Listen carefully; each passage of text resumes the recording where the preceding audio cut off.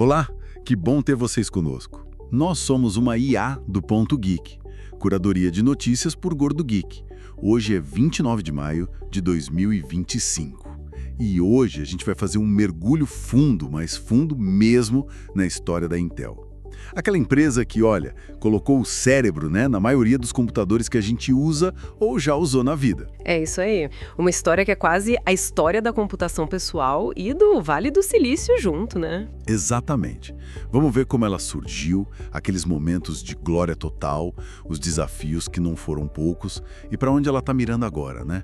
Tudo com base aqui nas fontes que a gente analisou. E é fascinante porque não é só chip, né? Tem estratégia, tem gente brilhante, tem umas reviravoltas, tem até essa história da fundação que já começa com um apelido meio pesado, os 8 traidores. É verdade. Vamos começar por aí então. A origem da Intel. Vamos lá. Tudo começa indiretamente com o William Shockley. Gênio, né? Um dos inventores do transistor, ganhou Nobel e tudo. Montou a empresa dele, a Shockley Semiconductor Laboratory. Só que o estilo de gestão dele, pelo que consta, era complicado. Bem complicado. Muito. Tanto que, olha só, 8 dos principais pesquisadores dele, gente de primeiríssima linha, simplesmente pediram as contas. Juntos. Isso em 1957. E entre esses 8 estavam Robert Noyce e Gordon Moore, nomes que a gente vai ouvir muito aqui. Exatamente. Eles saíram e fundaram a Fairchild Semiconductors. E foi na Fairchild que muita coisa importante aconteceu. Inclusive o desenvolvimento do circuito integrado, onde o Noyce teve um papel crucial. Ele é considerado um dos co-inventores. Mas a história não para aí. Depois de um tempo na Fairchild, Noyce e Moore decidem sair de novo, em 1968, para fundar a própria empresa. E aí sim nasce a Intel. Intel, de Integrated Electronics, e aí que eles ganharam esse apelido que você mencionou, os 8 traidores, lá da época da saída da Shockley, pegou, né? Mas olha que traição produtiva para a tecnologia. Sem dúvida. E essa dupla era muito complementar, né? Noyce mais visionário, carismático, o prefeito do Vale do Silício, e Moore mais técnico, metódico. E o Moore nos deu algo que definiu a indústria por décadas. A Lei de Moore, aquela observação que virou quase profecia, né? É impressionante pensar nisso. Ele observou lá em 65 ainda, que o número de transistores num chip dobrava mais ou menos a cada ano. Depois ele ajustou para 18 meses, 2 anos. E o mais incrível é que ele previu que o custo por componente cairia na mesma proporção. Ou seja, mais poder de processamento pelo mesmo custo ou até menos. Isso virou uma meta para a Intel e para toda a indústria, né? Uma espécie de roteiro autorrealizável. Todo mundo correndo para fazer a Lei de Moore acontecer. Exato, botou uma pilha danada em todo mundo. Mas olha que curioso, o primeiro grande sucesso da Intel não foi um processador, como muita gente pensa. Não foi? O que foi então? Foi memória. Em 1970, eles lançaram a DRM-1103, uma memória de acesso aleatório dinâmica. Ah, lembro das DRMs. E essa 1103 foi importante por quê? Porque ela simplesmente tornou obsoleta a tecnologia de memória magnética que dominava na época. Era muito mais rápida, menor, consumia menos, vendeu horrores e deu o primeiro grande fôlego financeiro para a Intel. Entendi. Então, primeiro a memória, para depois vir o cérebro mesmo. Exatamente. E aí, logo depois, em 71, veio ele, o Intel 4004, o primeiríssimo microprocessador comercial do mundo. 4004? Um marco? E pensar que ele foi desenvolvido para uma tarefa específica, né? Não era para ser um cérebro genérico de computador. Pois é, foi uma encomenda de uma empresa japonesa, a Busicom, para fazer um chip para uma nova linha de calculadoras programáveis deles. A Intel topou o desafio. E criou um chip que fazia o trabalho de vários outros. Um design bem elegante para a época. Muito. Só que tinha um detalhe no contrato. A exclusividade era da Busicom. A Intel não poderia vender o 4004 para mais ninguém. Aí complicou. A Intel percebeu que tinha ouro nas mãos, imagina. Percebeu. Eles viram que aquele chip tinha potencial para muito mais do que calculadoras. E aí começou uma negociação tensa com a Busicom. A Intel queria poder vender o chip para outros clientes. E a Busicom, claro, não queria abrir mão da vantagem. No começo não, mas a Intel argumentou, ofereceu um preço melhor pelos chips. E a Busicom que também não estava numa situação financeira tão confortável, acabou cedendo. Eles liberaram a Intel para vender o 4004 no mercado geral. Ufa! Imagina se não tivessem conseguido. A história poderia ser bem diferente. Poderia mesmo. Inclusive, dentro da própria Intel, teve gente que achou que não valia a pena o esforço de marketing para vender um chip tão novo, tão diferente. Tiveram que ser convencidos. Que loucura! Mas deu certo. E o 4004 abriu as portas, né? Depois veio o 8008 e aí sim, a dupla 8086, 8088. Isso. O 8086, um processador de 16 bits, muito poderoso para a época, e o 8088, que era uma versão um pouco mais barata, com o barramento externo de 8 bits, o que facilitava a integração com componentes mais comuns e baratos na época. E foi justamente o 8088 que teve um papel definidor, digamos assim. Ah, com certeza, porque ele foi escolhido pela IBM. Exato. Chegamos num ponto crucial. A parceria com a IBM para o primeiro IBM PC, lançado em 1981. Foi um casamento perfeito ali naquele momento. A IBM precisava de um processador para o seu projeto de microcomputador, que eles queriam lançar rápido. A Intel tinha o 8088, que era bom e estava disponível. E essa escolha da IBM, uma gigante na época, de usar o chip da Intel, basicamente catapultou a Intel e a arquitetura x86 para outro patamar, né? Totalmente. O sucesso do IBM PC foi estrondoso. E como a IBM publicou as especificações, logo surgiu um monte de clones, computadores compatíveis. E quase todos usavam processadores da Intel ou compatíveis com a arquitetura x86. Isso consolidou o domínio da x86 no mercado de PCs por décadas. Uma decisão que valeu ouro para a Intel. Definiu o padrão da indústria, sem dúvida. Mas claro, sucesso atrai concorrência, né? Sempre. Quem foram os primeiros a desafiar a Intel nesse novo cenário? Olha, no começo teve a concorrência de outros designers, mas logo apareceram os fabricantes de chips compatíveis com x86. E aí, a gente tem que falar da AMD. Advanced Micro Devices, que hoje é a grande rival, mas a relação começou diferente, né? Começou. A AMD, por um tempo, foi licenciada pela Intel para produzir processadores x86. Era uma forma da IBM garantir uma segunda fonte de fornecimento para não depender só da Intel. Uma prática comum na época para evitar problemas de produção. Exato. Só que a AMD não se contentou em ser só uma segunda fonte. Eles começaram a desenvolver seus próprios designs compatíveis e aí a coisa virou rivalidade mesmo. Uma rivalidade que dura até hoje. E teve também a concorrência japonesa forte nos anos 80, principalmente em memória, certo? Isso até forçou a Intel a mudar o foco. Forçou sim. A competição em DRAMs ficou brutal, com preços lá embaixo. A Intel percebeu que não dava mais para competir ali e tomou uma decisão difícil, mas estratégica. Saiu do mercado de DRAMs para focar totalmente em microprocessadores, onde a margem era maior e a liderança tecnológica era mais clara. Uma aposta arriscada, mas que se pagou. E nesse período, anos 80, 90, teve uma figura-chave na gestão da Intel, né? Andy Grove. Andy Grove, o terceiro funcionário da Intel, que depois virou CEO. Um gestor lendário, muito focado em execução, disciplina, resultados. Ele que implementou metodologias como os OKRs, Objectives and Key Results. OKRs que hoje são super populares nas empresas de tecnologia, Google e outras. Nasceu lá na Intel com o Grove. A ideia básica veio de Peter Drucker, mas foi o Grove que refinou e implementou de forma muito eficaz na Intel. A ideia é ter objetivos claros, ambiciosos e resultados-chave mensuráveis para saber se você está chegando lá. Ajudou muito a manter a Intel focada e competitiva nesse período de crescimento rápido e muita pressão. Faz sentido, foco total em P&D, em eficiência de produção e também em marketing. Porque nos anos 90 veio uma campanha que, nossa, marcou época. Ah, você está falando do Intel Inside? Exatamente. Intel Inside. Quem não lembra daquele selinho azul nos computadores? Foi uma sacada de marketing absolutamente genial. Porque, pensa bem, o processador é uma peça que fica escondida dentro do gabinete. Ninguém via. Como criar uma marca forte para algo invisível para o consumidor final? Era um desafio enorme.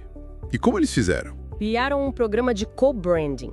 Eles pagavam aos fabricantes de PCs, tipo a Compaq, a Dell, a HP, uma porcentagem do custo do processador de volta se eles colocassem o logo Intel Inside na máquina e na publicidade. Ou seja, um incentivo financeiro direto para os fabricantes promoverem a marca Intel. Esperto. Muito esperto. E funcionou incrivelmente bem.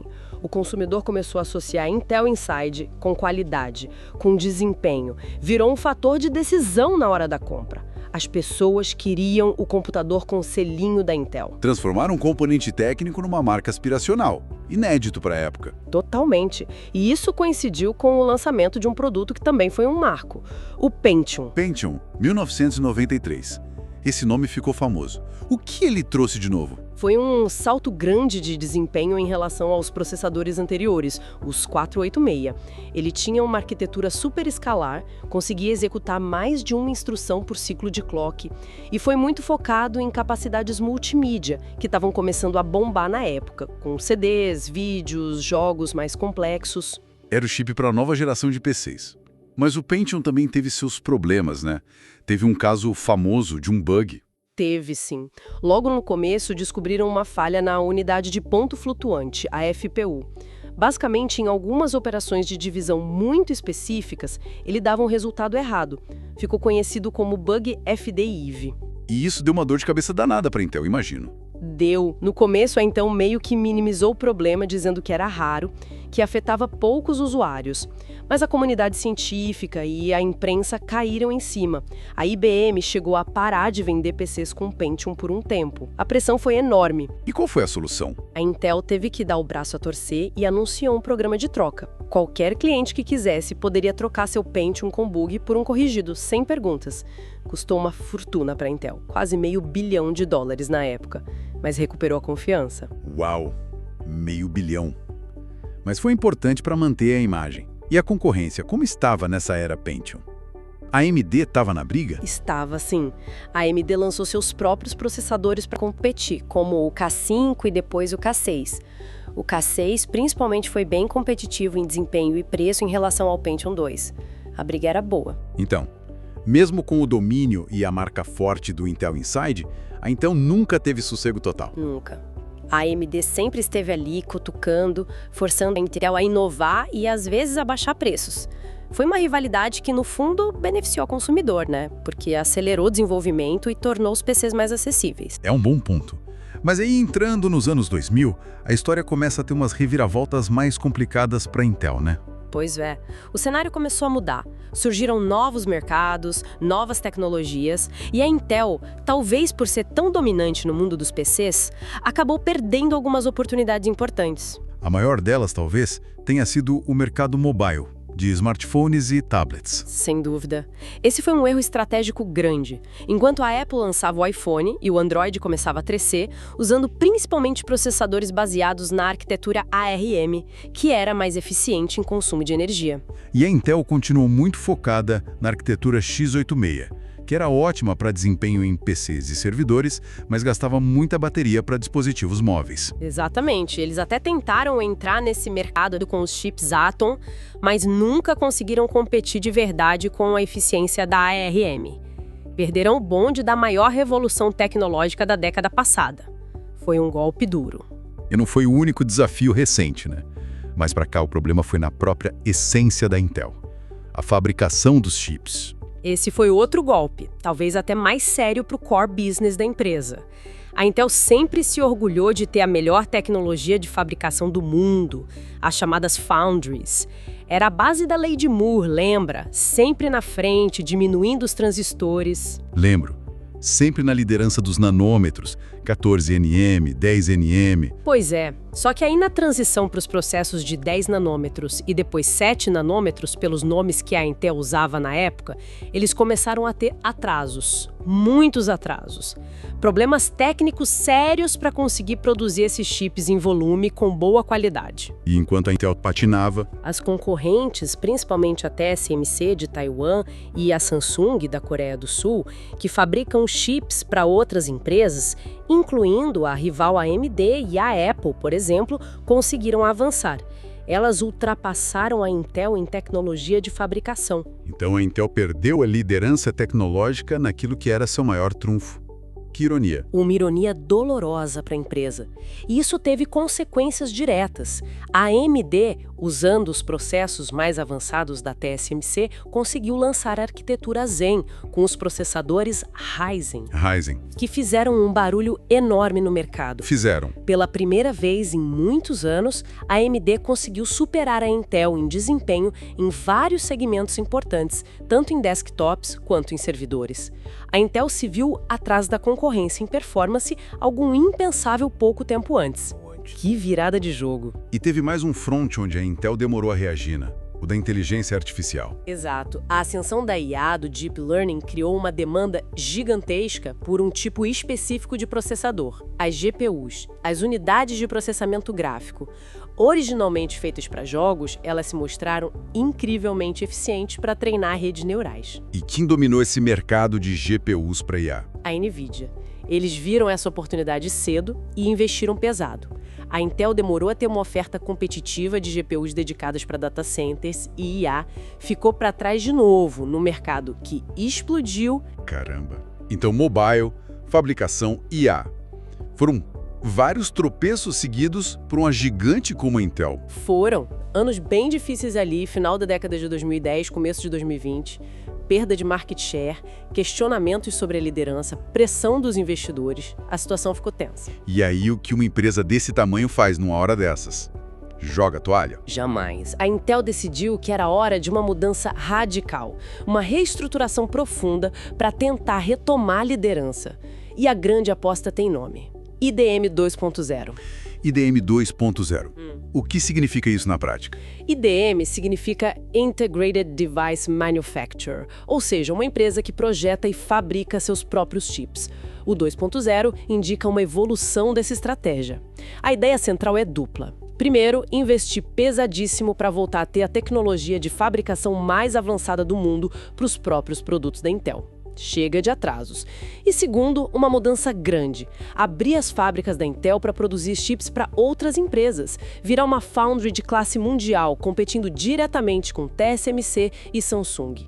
Isso é Intel Foundry Services, ou IFS. Então, além de fazer os próprios chips, eles querem fazer chips para, sei lá, para Qualcomm, para NVIDIA, para quem quiser contratar. Exatamente. É uma mudança de mentalidade enorme para a Intel, que sempre foi muito fechada nesse sentido.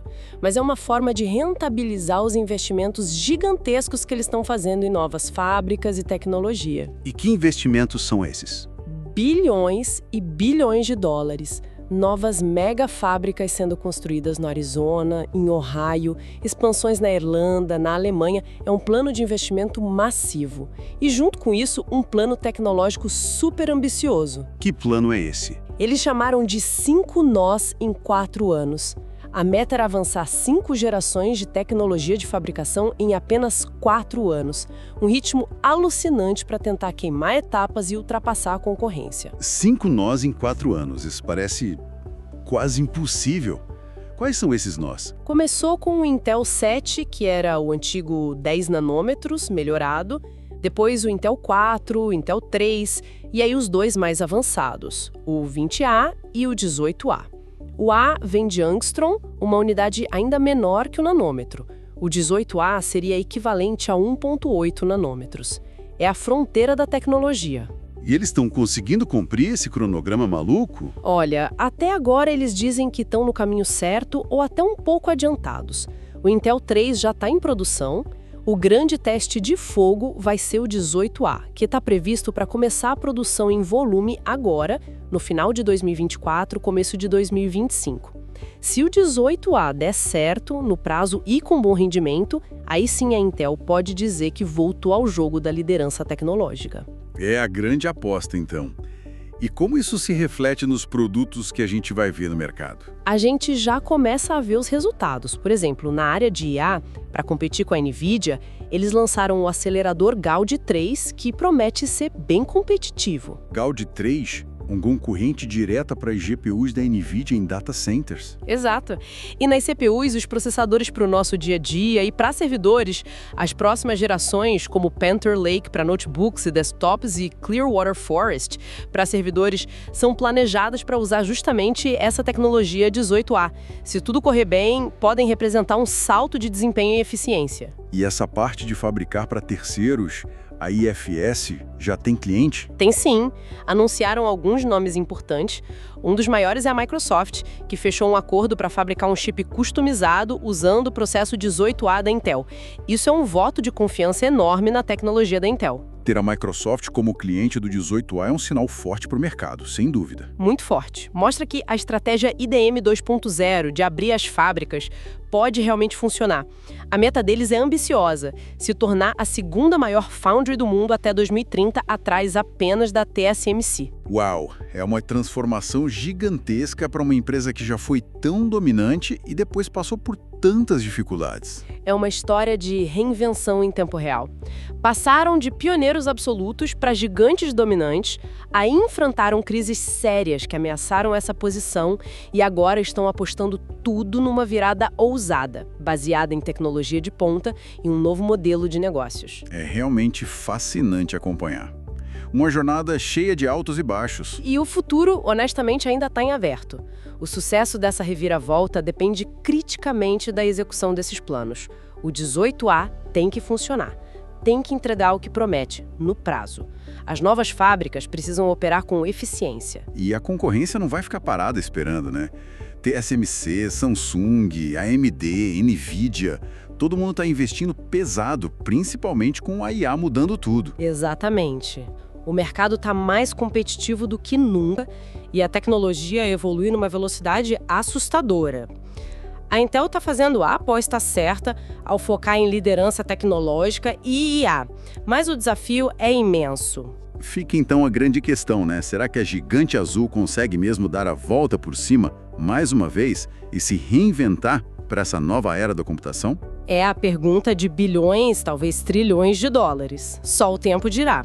Mas uma coisa é certa, a história da Intel continua sendo uma das mais importantes e interessantes do mundo da tecnologia. Intenso, hein? Uma análise bem completa dessa trajetória incrível da Intel. Foi uma viagem, né? Esperamos que o pessoal que está nos ouvindo tenha curtido esse mergulho. E se você gostou, já sabe, né? Deixa aquele comentário bacana pra gente, curte o episódio, compartilha com quem também se interessa por tecnologia e história. Isso ajuda demais o nosso trabalho a continuar trazendo esses conteúdos aprofundados.